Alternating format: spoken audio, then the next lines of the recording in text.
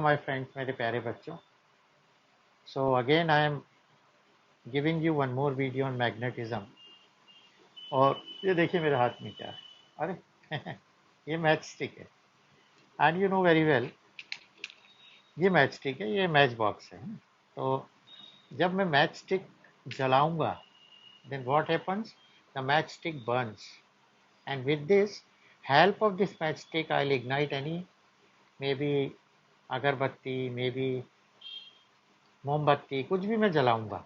पर आपने एक चीज नोटिस की होगी कि ये किसी को जलाती है, लेकिन उसके पहले इसे खुद जलना पड़ता है। और इसमें बहुत गहरी बात छिपी है कि जिस प्रकार एक माचिस की तीली किसी और को जलाने के लिए पहले खुद जलती है, उसी प्रकार हमारा गुस्सा किसी और को जलाने के पहले हमें जला देता है। मतलब अगर हम किसी पर गुस्सा करें तो बहुत सोच समझ कर करें, क्योंकि वो उसका नुकसान तो करेगा ही, हमारा भी नुकसान पहले कर देगा। तो कई बार कहा जाता है कि कब गुस्सा आ जाए तो मन में 1 से लेके 20 तक गिनती गिनना शुरू कर दो, तो आपका ध्यान उस बात से हट जाएगा। और 20 तक भी ठंडा ना हो तो और आगे गिन लो, या कोई ऐसी बात सोचने लगो जो आपको पसंद हो, या किसी और बात के लिए। गुस्सा ना करें आप, नाराज ना हो, जहाँ जायज़ हो वहाँ जरूर करें, लेकिन उस गुस्से की आग में अपने को ना जलाएं। बच्चों, आप जानते हो कि we are surrounded by some invisible force which protect us or keeping our atmosphere at its place, and without that force the life on earth is just gone off very quickly. If this force is not there, then atmosphere is stripped by solar winds. This force protect us from space radiations, and these radiations, they may dead our cells, cause cancer, and fry our electronic circuits and our electrical grids. क्या है ये? अरे that is magnetic field of earth.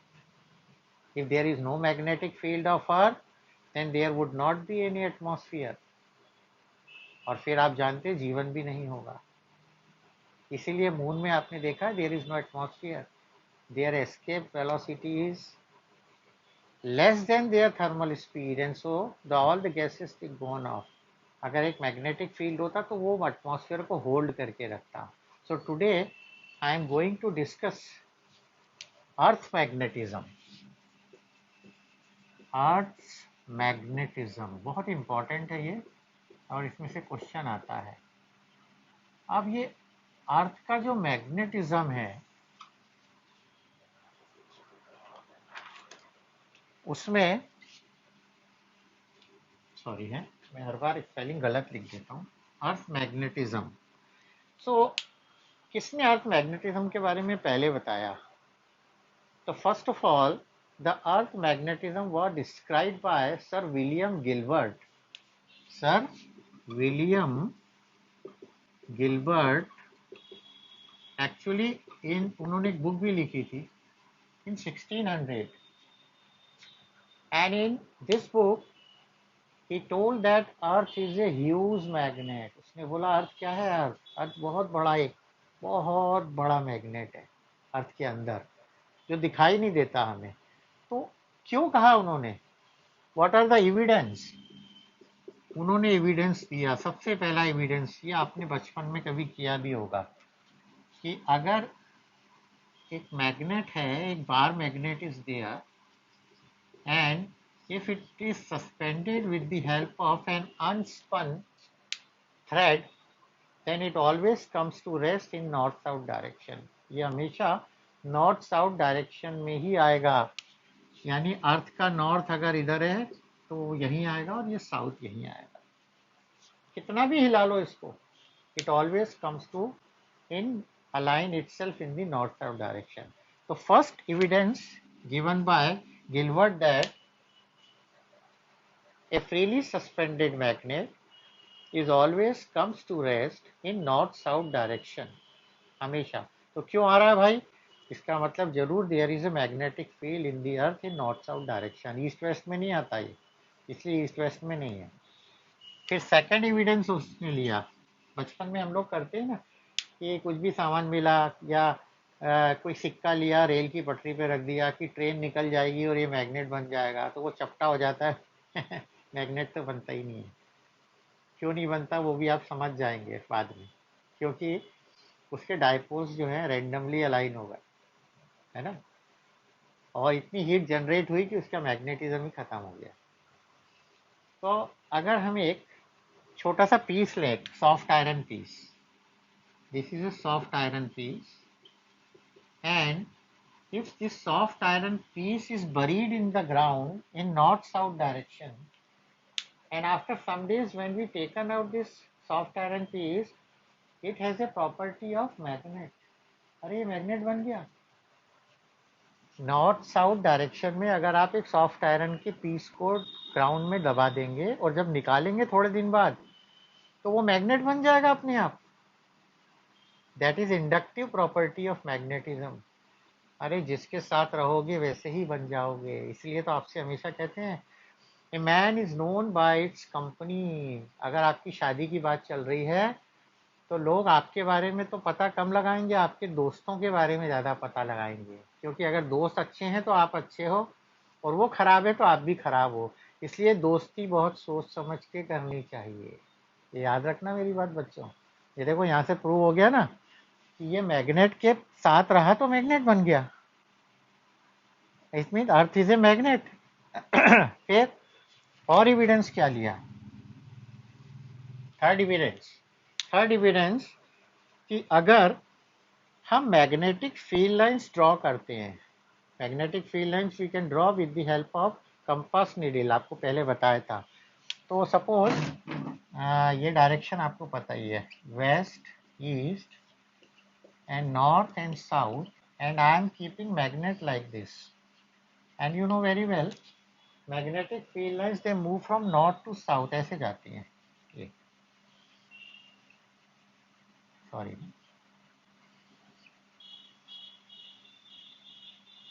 अंदर तक जाएगी ये पोल तक, यहाँ भी आएंगी इधर, बहुत दूर दूर जाएगी, ये आएगी। But here we does not get any magnetic field lines। यहाँ हमको कोई मैग्नेटिक फील्ड लाइंस नहीं मिलती। इसके बाद मिल जाएगी, इसके बाद मिलेगी, वैसे यहाँ से ऐसे नहीं आएगी, इसके बाद ऐसे आएगी, दूर से आ रही है ये आ रही है, ये आ रही है, यहाँ से जा रही है, लेकिन यहाँ नहीं मिलेगी। It means these points are neutral points where magnetic field is zero। तो ऐसा कैसे हो सकता है इस मैग्नेटिक फील्ड इसका सब जगह है पर यहीं नहीं है? इसका मतलब यहाँ अर्थ का मैग्नेटिक फील्ड है जो इसके इक्वल एंड अपोजिट है, इसलिए यह न्यूट्रल पॉइंट आया। इसको अगर हम उल्टा रखें ना, ऐसे साउथ नॉर्थ रखा था ना, नॉर्थ साउथ रख दिया मैंने, तो न्यूट्रल पॉइंट यहाँ आ जाते हैं, इसके बाद मैग्नेटिक फील्ड आती है लाइंस, बट यहाँ नहीं आती। I think you are getting my point. फिर से बताता हूँ आपको, when we draw magnetic field lines then we get neutral points। neutral points means where there is no magnetic field and it is not possible। इसका magnetic field होना चाहिए, तो यहाँ नहीं है। इसका मतलब यह है कि here there is one more magnetic field which is equal and opposite to the magnetic field of this magnet, and that is Earth's magnetic field। तो ये तीन एविडेंस गिलबर्ट ने दिए कि भाई इन तीनों चीज़ों से मुझे लगता है अर्थ में मैग्नेटिज्म है और मैग्नेटिक फील्ड है, and earth is a huge magnet. फिर लोगों ने बताया, लोग तो पीछे पड़ गए कि मैग्नेटिक फील्ड है तो क्यों है, रीज़न देने लग जाते हैं। आपको पता ही है, फटाफट बताते हैं कि ऐसा इसने खाना नहीं खाया तो क्यों नहीं खाया, इसका पेट दुख रहा होगा, इसको सब्जी पसंद नहीं होगी। तो why earth is a huge magnet बताया लोगों ने, प्रूफ किए, एक्सप्लेनेशन, प्रूफ ऑफ या causes of magnetic field, causes of Earth's magnetic field। लेकिन क्या इसके पहले लोगों ने पता नहीं लगाया होगा कि कितना मैग्नेटिक फील्ड है और इसको क्यों स्टडी कर रहे हैं? So the magnetic field is quite fairly uniform on the surface of Earth, and it is around 0.1 Gauss or 10 to the power minus 5 Tesla. This is the value of magnetic field on the surface of Earth. And this magnetic field is not present only on the surface of Earth. It extends up to 5 times the height of radius of Earth. अर्थ का radius है 6400 kilometre, और अगर आप उसको multiply करें 5 से तो ये आएगा 32,000 किलोमीटर। इसका मतलब समझे आप कि अर्थ के ऊपर 32,000 किलोमीटर तक अर्थ का मैग्नेटिक फील्ड होता है। सिर्फ यहीं तक नहीं है, सरफेस तक, वहां तक भी है। So the branch of physics which deals with the study of magnetism on Earth or Earth magnetism is called terrestrial magnetism or geomagnetism। GIO जियो नहीं, GEO जियो। क्या नाम है? जियो, जियोमैग्नेटिज्म। जियो के नाम पे ही देखो, उसने भी जियो रख दिया रिलायंस ने। The branch of physics which deals with the study of earth magnetism is known as terrestrial or geomagnetism। तो हम अब पता लगाते हैं कि कॉजेस क्या क्या हो सकते हैं। तो बहुत सारे लोगों ने थ्योरी दी, still no perfect theory is available. अभी तक परफेक्ट थ्योरी अवेलेबल नहीं है भाइयों। हो सकता है आप में से कोई परफेक्ट थ्योरी दे दे आगे जाके, कोई भरोसा नहीं, आप दे सकते हो। It means still the cause of earth magnetism is not known perfectly. पर क्या क्या पता है वो हम बता देते हैं। एक तो आपको पहला वाला कॉज तो आपको मालूम ही है कि सर विलियम गिलबर्ट ने बताया था कि मैग्नेट यहाँ रुकता है, ये होता है, पर मैं उसको कॉज नहीं मानता, इंडक्टिव प्रॉपर्टी भी नहीं मानता, वो मुझे ठीक नहीं लगता। तो मेरे हिसाब से the first property is the first proof the first proof of the cause of earth magnetic field is given by professor bracket. Professor bracket ने इसका दिया था। he told that he suggested that the magnetism of earth is due to the rotation of earth on its axis। अर्थ अपनी axis पे घूमती है और उसकी वजह से ही अर्थ का मैग्नेटिक फील्ड है। क्यों?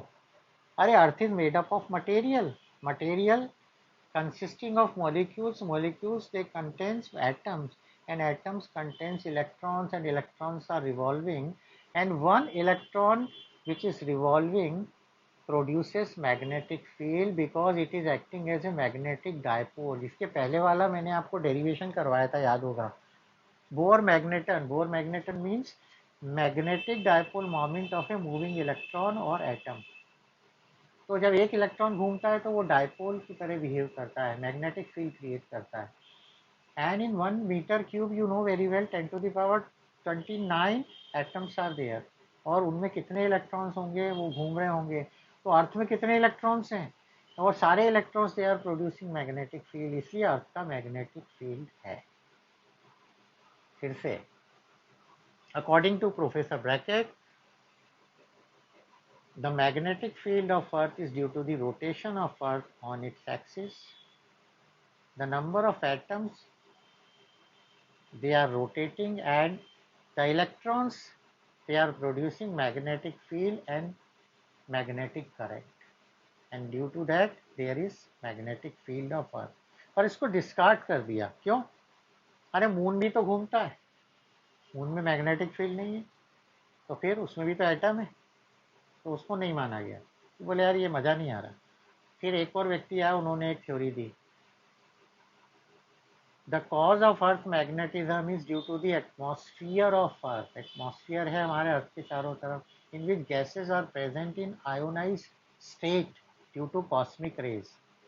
सो what happens when earth moves, the gases or ions they are also moving and produces an ionic current, and due to that यहाँ करंट है वहाँ मैग्नेटिक फील्ड है, so due to ionic current magnetic field is there. इसको भी माना नहीं गया क्योंकि मून आ जाता था बार बार कि मेरे पे तो मैग्नेटिक फील्ड ही नहीं है, हैं मैं भी तो घूम रहा हूँ मेरे आसपास की, पर उसके आसपास एटमॉस्फेयर नहीं था। यानी ये थ्योरी में थोड़ा दम है। लेकिन एक और थ्योरी आई नंबर 3, उसे कहते हैं dynamo effect. Dynamo effect, dynamo. The core of the earth is comprising of molten metals, iron, cobalt and nickel. Molten state में है core में, याद है? And the temperature of core is around 4,400 degree Celsius to 6,000 degree Celsius. अर्थ के core का temperature कितना है? 4,400 से 6,000, मैक्सिमम इतना होता है। So the ions of iron, cobalt and nickel, they are moving in a conducting liquid and producing a current, and due to that there is a magnetic field of earth, and this effect is known as dynamo effect, dynamo effect. और ये effect को अभी सबसे ज़्यादा माना जाता है कि ये सही है, क्योंकि अर्थ के कोर में there is no molten metal, so there is no magnetic field. Venus has molten metal but it is moving with slower rate, तो उसका मैग्नेटिक फील्ड भी कम है। And Jupiter is the biggest one, and its speed of rotation is also highest, so it possesses highest magnetic field, इसलिए इसको माना जा रहा है। इसको कई लोगों ने मना भी किया, because you know very well there is a temperature at which after which magnetic field vanishes। अगर आप किसी मैग्नेट को गर्म करोगे तो एक ऐसा टेम्परेचर आ जाएगा कि उस मैग्नेटिज्म खत्म हो जाएगा, उसे कहते हैं क्यूरी टेम्परेचर और transition temperature. And the Curie और ट्रांजिशन टेम्परेचर, क्यूरी और ट्रांजिशन और क्रिटिकल भी कहते हैं इसको, critical temperature of iron is 727 degree Celsius है। 727 ही आ रहा हूँ, थोड़ा सा आगे पीछे हो सकता है। तो यार ये तो बहुत ज़्यादा टेम्परेचर है अर्थ के कोर का, तो यहाँ मैग्नेटिज्म जीरो हो जाना चाहिए। इसका मतलब आयरन कोबाल्ट निकल की वजह से है, but due to the current produced in the conducting molten material. पर अभी भी कोई श्योर नहीं है, nobody is sure. So these are some of the causes. And आपको पता होगा the magnetic field of earth is strong enough. कई लोग चाहते हैं और स्ट्रॉन्ग हो जाए। No, if magnetic field of earth is stronger, और ज़्यादा स्ट्रॉन्ग हो जाए तो क्या होगा? May be it protect us from the stray space radiations, the solar radiations, लेकिन इसकी वजह से हमारी पावर ग्रिड फेलियर हो जाएगी और जियो मैग्नेटिक स्टॉर्म्स आएंगे विच आर वेरी इंटेंस। तो इतना मैग्नेटिक फील्ड इज सफिशिएंट, ईश्वर ने सब कुछ बराबर दिया हुआ है। And also thanks to moon, क्योंकि मून अर्थ के चारों तरफ घूमता है due to the gravitational force of attraction between the earth and moon, and that gravitational force of attraction also slow down the rotation of earth. और अगर moon नहीं होगा तो अर्थ का रोटेशन बहुत ज़्यादा तेज होने लग जाएगा। एंड दैट आपका जो एक महीना है या आपका जो एक दिन है, वो दिन जो है 6 to 12 आवर्स का हो जाएगा, and a year comprising of more than thousands of days. और अर्थ जल्दी खत्म हो जाएगी, आप समझ ही सकते हैं कि कुछ भी बचने वाला नहीं। इसलिए जो भगवान ने बनाया है that is true and that is correct also. Mars also you know very well कि Mars loses its magnetism 4 billion years ago, and due to that now there is no atmosphere due to the solar winds। Solar wind की वजह से वहाँ कोई atmosphere नहीं है, इसलिए रहने की जगह भी हो नहीं पा रही है, पर बहुत कुछ चेंज हो रहा है। सो एविडेंस कॉजेज आपको मैंने बताया, and now I am going to discuss the general feature of earth magnetic field. तो देखो एक डायग्राम बना रहा हूँ कि अर्थ में होता क्या क्या है। This is earth and here we have geographic north and here we have geographic south. Geographic है ना, इसको मिलाने वाली ये जो लाइन है, आप ये तो मैं सोशल पढ़ा रहा हूँ, इसे कहते हैं geographical axis, the line joining. और सेंटर से एक लाइन इधर पास होती है, this is known as equator and a vertical plane passing through it. यहाँ से एक वर्टिकल प्लेन पासिंग होता है, इसे क्या कहते हैं बच्चों? बोलो प्यारे बच्चों, बोलो। मेरिडियन और जियोग्राफिकल मेरिडियन, ये अर्थ है हमारी। अब क्या होता है, when we suspend a magnet then that magnet always comes to rest in north south direction. एक और छोटी सी बात बताता हूँ, शायद आपको पता हो। ये आपके पास एक मैग्नेट है, सपोज ये देखो, ये मैग्नेट है, इसमें पता नहीं है, इसमें नॉर्थ और साउथ मिट गया। अब आपको पता ही नहीं लग रहा कौन सा नॉर्थ है कौन सा साउथ, तो कैसे पता लगाओगे? अरे कुछ नहीं, इसको लटका दो और जो अर्थ के नॉर्थ की तरफ रुकेगा वो नॉर्थ और जो साउथ की तरफ रुकेगा वो साउथ। है ना बढ़िया तरीका? इसका मतलब क्या हुआ?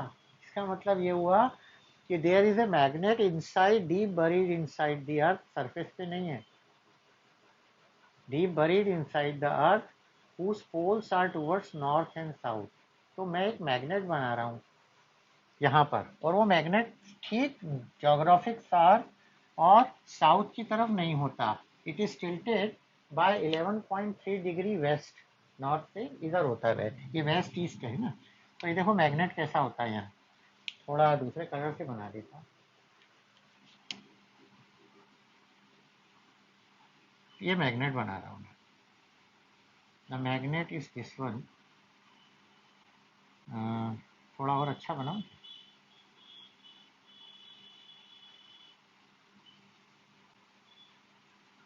वाह इतना प्यारा है, और ये पोल्स होंगे इसके। अब बुक्स में क्या होता है मैं आपको बताता हूँ, पहले तो इन दोनों को मिलाता हूँ मैं। देखिए ये होगा हमारा मैग्नेटिक एक्सिस। कौन सी एक्सिस होगा बच्चों? Magnetic axis, the line joining the two poles. Now in the book it is written that this is NM and this is SM। ये NM लिखा है, मैं पूरा वैसे ही लिखूंगा जैसा बुक में। वो कहते हैं ये NM है, यहाँ पर NM हो गया, एंड दिस इज बोले SM, यानी साउथ की तरफ साउथ पोल है, और ये है मैग्नेटिक वाले पोल्स। कौन से हैं? Magnetic poles. मैं लिख नहीं रहा north and south, but when we use a compass needle and draw magnetic lines of force, compass needle ऐसी गोल होती है घड़ी जैसी, उसको रखते जाओ तो जिधर भी नॉर्थ पोल जाता है उधर हम पॉइंट लगाते जाते हैं और रखते जाते हैं ऐसे। ये देखो, जैसे यहाँ रखा तो ये इसने इधर पॉइंट दिखाया, फिर यहाँ रख दिया, फिर ऐसे रखा, ऐसे रखा, तो ये ऐसे ऐसे चलती है। तो हमने देखा the magnetic lines they comes from here to here.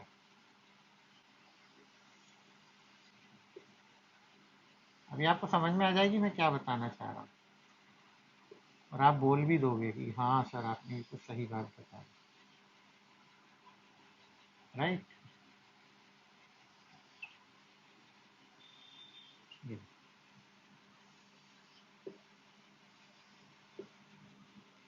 The lines they are coming from here to here. तो बच्चा चिल्लाने लगा जोर से, अरे क्या सर गलत पढ़ा रहे हो, मैग्नेटिक फील्ड लाइंस नॉर्थ से साउथ आती हैं, साउथ से नॉर्थ थोड़ी जाती है। सही कहा आपने।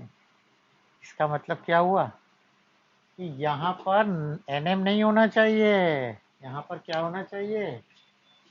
यहाँ पर होगा SM, और यहाँ पर क्या होगा? NM। मतलब ये गलत है एक तरह से। तो whatever given in the book is not wrong, actually they are showing the magnet जो सस्पेंड की गई है, और मैं आपको वो बता रहा हूँ ये मैग्नेट जो अर्थ के अंदर है। आप खुद सोचो, कि अगर ये मैग्नेट है, ये इसका नॉर्थ पोल है और ये साउथ, और ये रेस्ट में आया ऐसे, तो ये नॉर्थ है और ये साउथ, तो ये नॉर्थ यहाँ क्यों आया? क्योंकि यहाँ पर अर्थ का साउथ पोल होगा, तभी तो अट्रैक्ट हुआ है।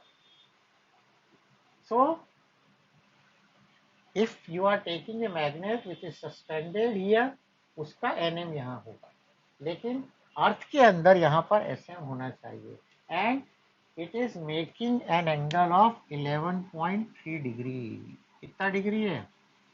11.3 डिग्री वेस्ट। और ये कहाँ है पता है आपको? It is in north Canada and it is in Antarctica, जहाँ पर ऑस्ट्रेलिया, अर्जेंटीना वगैरह आते हैं, वहाँ पर। इनकी जगह फिक्स नहीं है, ये चेंज होता जा रहा है position, change in the position of the poles. आपको मालूम नहीं है, last 150 years the north pole is shifted, the north pole, ये जो सॉरी ये साउथ पोल जो है, it is shifted towards north 1000 kilometre, यानी एक साल में ये 10 किलोमीटर मूव करता है। And due to that what happens, after some time there is a change in the magnetic field of earth and in the polarity of the earth.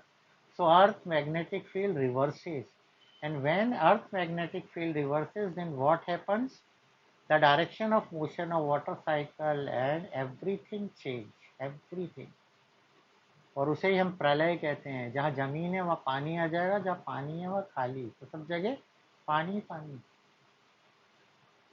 और वैज्ञानिकों ने पता लगाया है कि करीब 7,70,000 ईयर्स अगो अर्थ की मैग्नेटिक फील्ड रिवर्स हुई थी, और अभी हजारों साल बाद, करीब हजारों साल लगेंगे मैग्नेटिक फील्ड को रिवर्स होने में। पर ये प्रोसेस चल रही है, because poles are shifting, poles are shifting, right.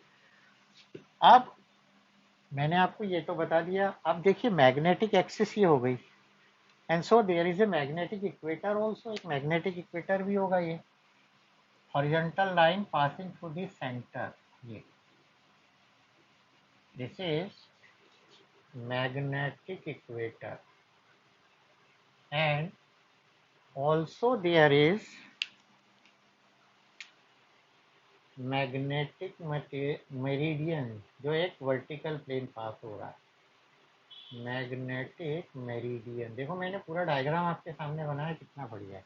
तो आपने देखा ये 11.3 डिग्री था, इसी तरह इक्वेटर दोनों मेरिडियन के बीच में भी 11.3 डिग्री होगा, and also between the magnetic meridian and geographical meridian is also 11.3 degree Celsius, 11.3 degree angle is. अब ये पढ़ाने की जरूरत क्या थी आपको बताता हूँ मैं। एक्चुअली दिल्ली में आपको मालूम है magnetic field is around 0.35 Gauss, that is 3.5 into 10 to the power minus 5 Tesla. Now how to find the magnetic field at any place on the earth? क्योंकि हम क्या पढ़ना चाह रहे हैं कि अर्थ का मैग्नेटिक फील्ड है तो कहाँ है, कितना है, बताओ भाई। यहाँ तो यूनिफॉर्म होगा, बाकी जगह तो है ना। तो वो अर्थ का मैग्नेटिक फील्ड निकालने के लिए, ये देखिए ये डायग्राम था, मिटा रहा हूँ मैं। We need some physical quantities, and those physical quantities are known as magnetic elements of Earth's magnetic field. क्या कहते हैं उनको? Magnetic field, magnetic elements of Earth's magnetic field. So now I am discussing magnetic elements. ये exam में आता है, इसके पहले तो मैंने जो इतना पढ़ाया वो आपकी जानकारी के लिए था। तो मैग्नेटिक एलिमेंट्स क्या होते हैं पहले बता दूं। These are the physical quantities. These are the physical quantities which represents both in magnitude as well as direction of Earth's magnetic field at that place. क्या बात है। देखो अब आप डेफिनेशन समझा रहा हूँ है। मैग्नेटिक एलिमेंट्स क्या है? These are the physical quantities which represent both in magnitude and as well as direction of earth's magnetic field at that place. किसी जगह पे if you have to find Earth's magnetic field, उसकी value, magnitude and direction, then those quantities are known as magnetic elements. So there are three elements.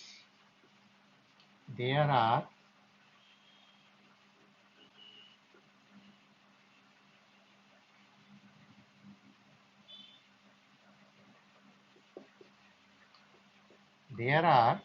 three magnetic elements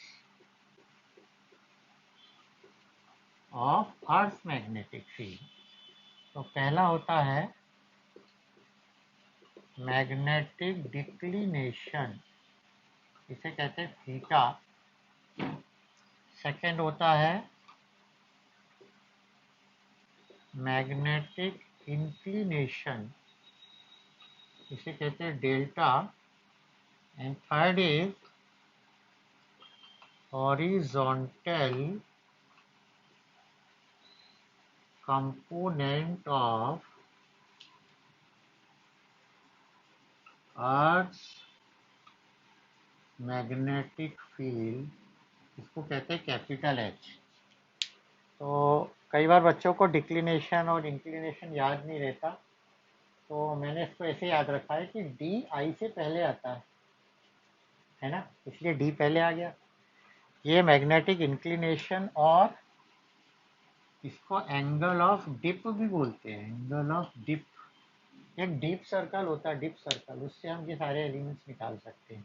now what is magnetic declination? देखो कितना easy है, आपको याद होगा, if you suspend a magnet then it comes to rest but not along geographical north and geographical south, उससे थोड़ा angle बना के रुकती है। यानी ये मैग्नेटिक एक्सिस है और ये जोग्राफिकल, तो इनके बीच में जो एंगल बनता है कितना बना था, याद है आपको? हाँ, 11.3। Very good. तो इसकी डेफिनेशन देखो, आप तीन तरीके से लिख सकते हो इसकी definition. It is the angle between, it is the angle between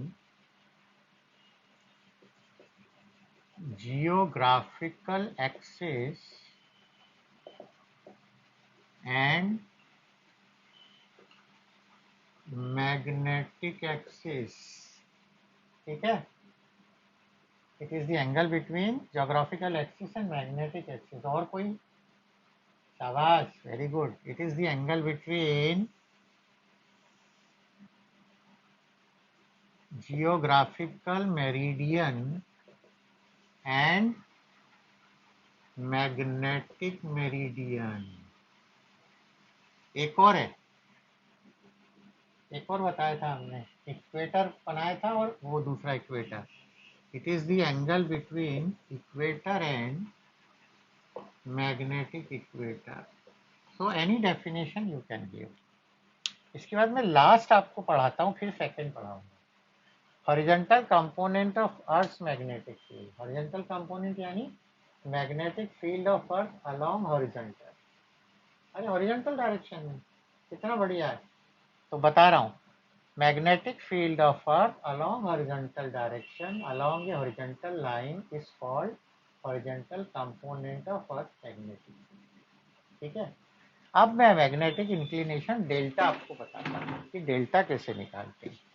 तो डेल्टा निकालने के लिए और मैग्नेटिक इंक्लिनेशन निकालने के लिए I am taking earth plane, एक अर्थ का पोर्शन ले रहा हूँ, मैं अर्थ का एक पोर्शन ले रहा हूँ।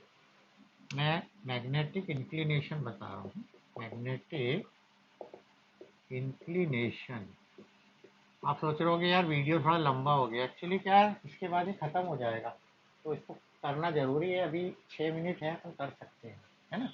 तो देखिए मैं ये अर्थ ले रहा हूँ, एंड इन अर्थ यहाँ पर मैग्नेटिक फील्ड लो रहा हूँ, so magnetic field is along horizontal, होगा या नहीं होगा?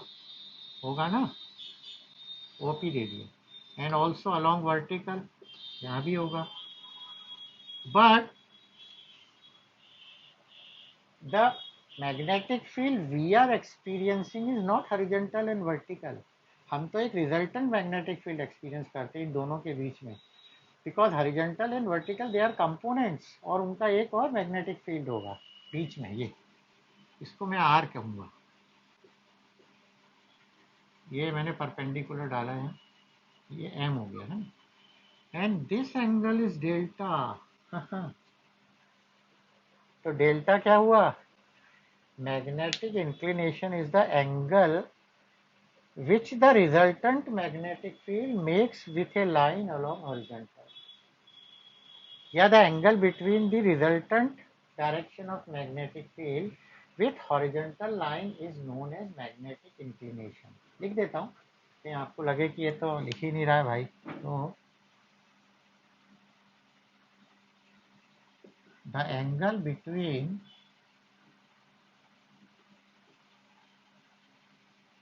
resultant intensity of Earth's magnetic field with a line along horizontal is called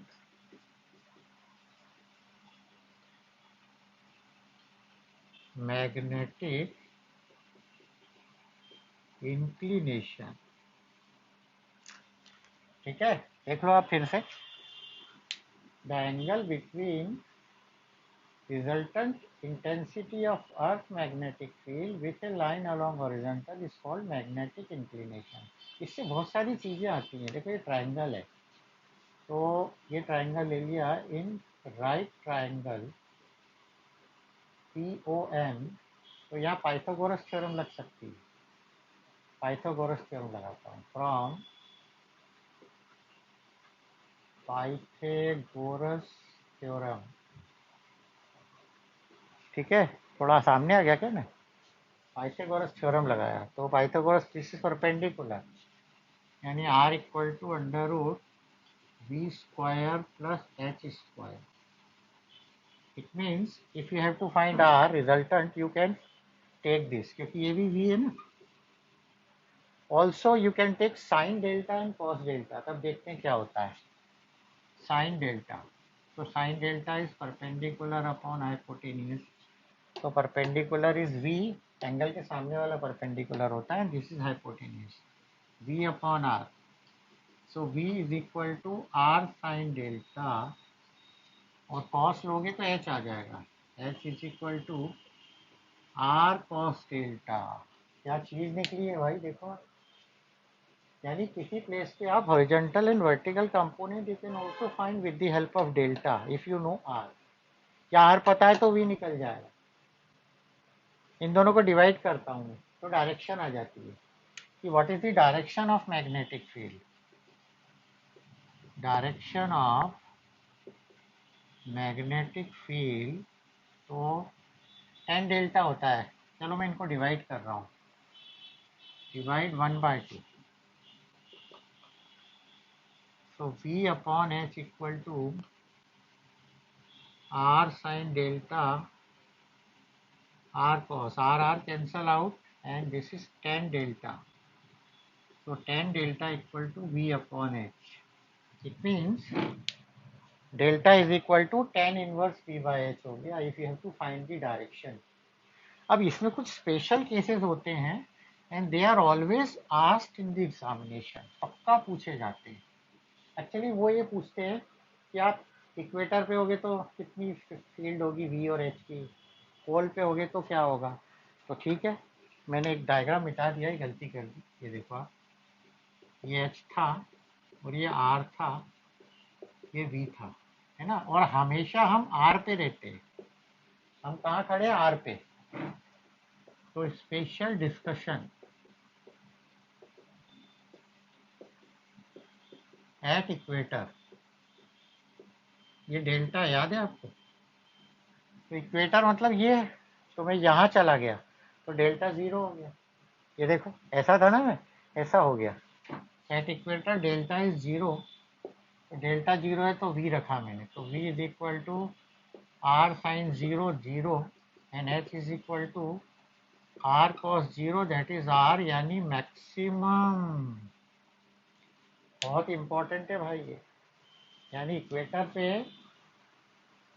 horizontal component is available only and vertical component is 0, यानी यहाँ पर मैग्नेटिक नीडल ऐसी पैरेलल हो जाएगी।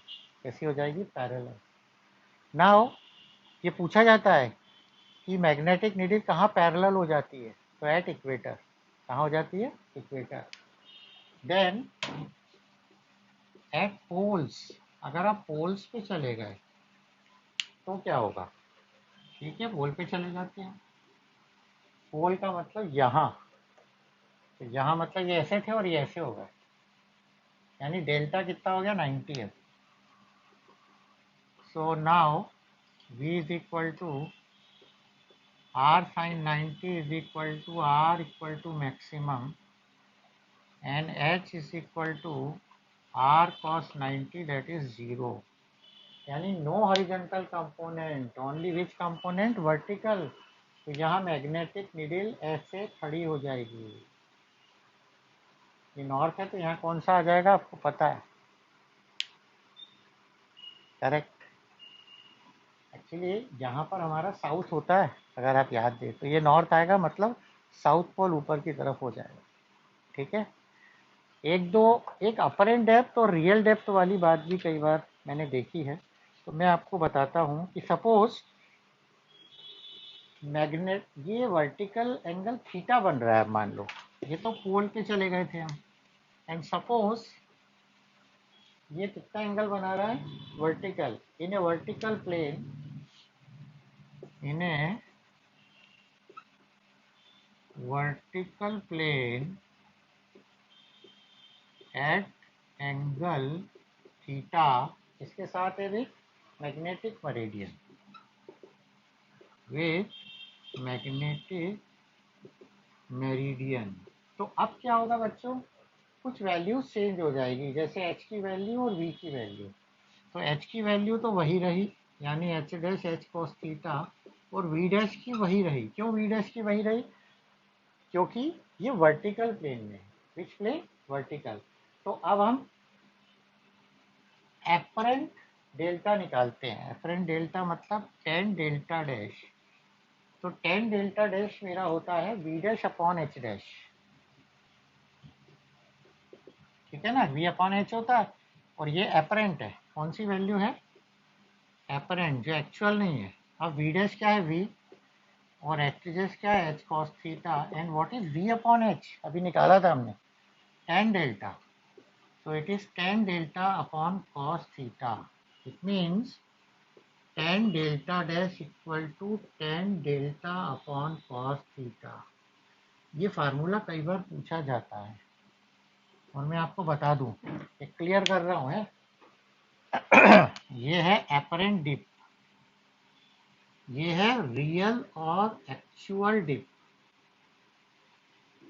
एंड थीटा आपको याद होगा मैग्नेटिक डिक्लिनेशन है। ये अच्छी तरह देख ले इस फार्मूले को, बहुत काम का है, क्योंकि यहाँ डेल्टा क्या है? रियल। इसको ट्रू वैल्यू भी कहते हैं। कौन सी वैल्यू कहते हैं? True value. ओके। दो चीज़ें और हैं जो वैसे आपके इतने काम की तो नहीं, ये आपको समझ में आ गया होगा। In a vertical plane if it is making an angle theta, कौन? कंपास नीडल की बात चल रही थी। इसकी बात चल रही थी, कंपास नीडल। तो दो पॉइंट्स और हैं जो मैं आपको डायरेक्ट बुक में से देख के लिखवा देता हूँ कि if we have to observed angle delta 1 and delta 2 in arbitrary vertical plane, तब क्या होगा? या lambda is the magnetic latitude. पर ये बहुत ज़्यादा आपके लिए हो जाएगा और आपके काम अभी नहीं आएगा, इसलिए मैं इसको छोड़ देता हूँ। और आप चाहें तो एक छोटा सा न्यूमेरिकल करवा देता हूँ आपको, आपको थोड़ा अच्छा लगेगा। आपने पता है स्ट्रॉन्गेस्ट मैग्नेटिज्म नियोडियम होता है, जो नियोडियम आयरन और बोरोन से मिलकर बनता है। सो एक न्यूमेरिकल प्यारे बच्चों में लिखता हूँ आपके लिए, लास्ट वन, ताकि आपका काम अब जल्दी से खत्म हो जाए। एट ए प्लेस, पूरा न्यूमेरिकल नहीं लिख रहा, आपको सुना रहा हूँ। At a place the horizontal component of earth magnetic field is B. उन्होंने बोला हॉरिजॉन्टल कंपोनेंट बी है and angle of dip is 60 degree. Angle of dip यानी डेल्टा इज 60 डिग्री। ठीक है बच्चों। What is the value of horizontal component at equator. Equator पे पूछी उन्होंने वैल्यू। ठीक है प्यारे बच्चों, तो देखते हैं अपन। You know very well